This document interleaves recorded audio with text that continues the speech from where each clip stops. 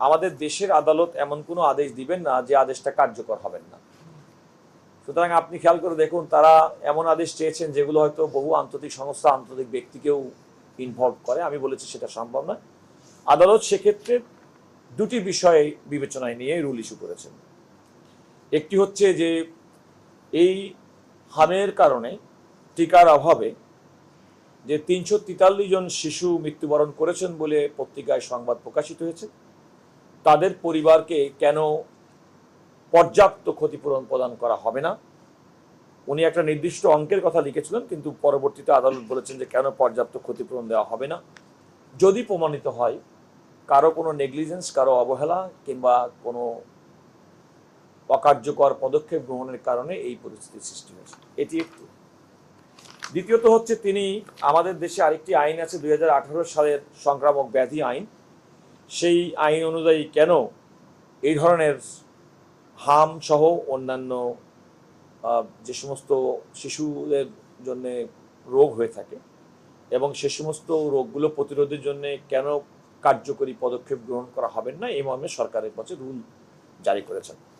ওনারা একটা অন্তর্বর্তীকালীন আদেশ চেয়েছেন এবং সরকারের পক্ষ থেকে, আমি অ্যাটর্নি জেনারেল হিসেবে রাষ্ট্রের পক্ষ থেকে বলেছি যে সরকারের গৃহীত কার্যক্রম সম্পর্কে আদালতকে আমাদের রিপোর্ট দিতে কোনো বাধা নেই এবং আমরা সেটা দেব। এবং আমি নিজের স্বপ্রণোদিত সেটা বলেছি যে এই পর্যন্ত সরকারের গৃহীত কার্যক্রম সম্পর্কিত একটি প্রতিবেদন ওনারা আদালত চেয়েছেন।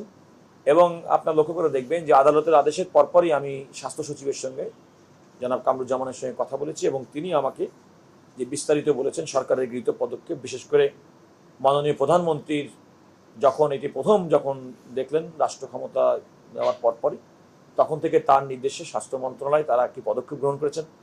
তারা ইউনিসেফ, ওয়ার্ল্ড হেলথ অর্গানাইজেশন, দেশীয় বিশেষজ্ঞ, তাদের সঙ্গে নিয়মিত যোগাযোগ রাখছেন, তাদের পরামর্শ শুনছেন এবং ডাইরেক্ট প্রক্রিউটমেন্ট পদ্ধতিতে, অর্থাৎ প্রচলিত ধারা যে দরপত্রের বাইরে গিয়ে সরাসরি 600 কোটি টাকার ভ্যাকসিন সংগ্রহ করেছেন, যেটি ব্যবহার শুরু হয়েছে এবং তার ফলাফলও আমরা সরকারের পক্ষ থেকে, রাষ্ট্রের পক্ষ থেকে পাওয়া শুরু হয়েছে। তো আমরা সেটাতে আমি বলেছি যে আমাদের পক্ষ থেকে গৃহীত যে পদক্ষেপ কি করেছে সেগুলো আদালতের কাছে কমপ্লেন্স আকারে দিতে আমাদের তো কোনো বাধা নেই। এবং আমি মনে করি যে আদালত যে রুলগুলো ইস্যু করেছেন সেগুলো আমরা সময়ে জবাব দিব। তবে যেহেতু এই অন্তর্বর্তীকালীন সরকার যে পরিস্থিতিতে এই হামের টিকার বিষয়টি গ্রহণ করেছেন, বর্তমান যে নির্বাচিত সরকার পূর্ববর্তী অন্তর্বর্তীকালীন সরকারের কাছ থেকে, তো সেক্ষেত্রে তারা আসার সঙ্গে সঙ্গে যে পদক্ষেপ গ্রহণ করেছেন তার পরিপ্রেক্ষিতেই বলা যায় যে যেটা মহামারী আকারে ছড়িয়ে যাওয়ার একটা আশঙ্কা আমরা দেখছিলাম, সেটা হয়তো আর সেখান থেকে সরকার সেটাকে নিয়ন্ত্রণে আনতে সক্ষম হয়েছে দ্রুততম সময়ের মধ্যে।